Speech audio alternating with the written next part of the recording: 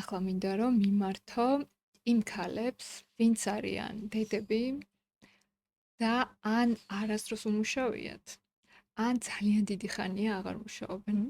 ხშირად ასეთ ქალებს ნაბიჯის გადადგმის ძალიან ეშინიათ. არა და ძალიან უნდათ საკუთარი თავის რეალიზება, ძალიან უნდათ განვითარება. აი რა უნდა ქნან ასეთმა ქალებმა, შენ რას ურჩევდი? მე ვურჩევდი, რომ პირველ რიგში უნდა ნახოს რა არის მისი ძლიერი მხარე. აი მაგალითად, რა შეგიძლია შენ გააკეთო სამყაროსთვის. ეს შეიძლება იყოს დაწყებული რაღაც კრეატიული იდეებიდან, დამთავრებული, არ ვიცი, კულინარით, რომელიც ასევე ძალიან ისეთი მნიშვნელოვანია, ხო? თუნდაც არაფერი არ ვიცით ისეთი, განსაკუთრებული, მაგრამ ვიცით, რომ ადვილად შეგვიძლია რაღაცები ავითვისოთ და ნებისმიერი საკითხი შემიძლია, რომ დავამუშაო და რაღაცა პერიოდში ვისწავლო და გავხდე პროფესიონალი. და მეორე არის, რომ ჩვენ უნდა ვიყოთ ძალიან მიმწოლები.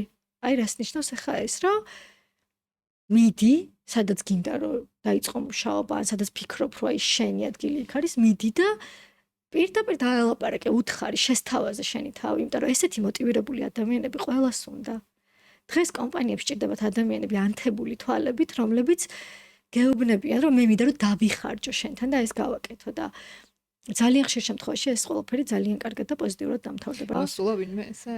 მოსულან და სხვათა შორის მაგით მივხვდი, რომ ესეთი ადამიანები ძალიან სწორად აკეთებენ მაგ ყველაფერს. აი რა გააკეთა მაგადამ? აი მითხრა რომ მე შემიძლია ეს კარგად გავაკეთო და შენ თუ არ გჯერა, მომეცი შანსი და გაჩვენებ, ანუ მე არ ფსარგთხო, მომეცი შანსი და მე გაჩვენებ, რომ ამას ძალიან კარგად გავაკეთებ და იმდენად თავდაჯერებული ადამიანი, რომ აი ეს ენერგეტიკა და ყველაფერს გრძნობ და ხვდები, რომ აი თებს გადადგავს ისეთი მაგარი ვიღაცა არის და ვერ ეტყვი, რომ იცი რა წადი ახლა შენ, იმიტომ რომ არ მჯერა შენი.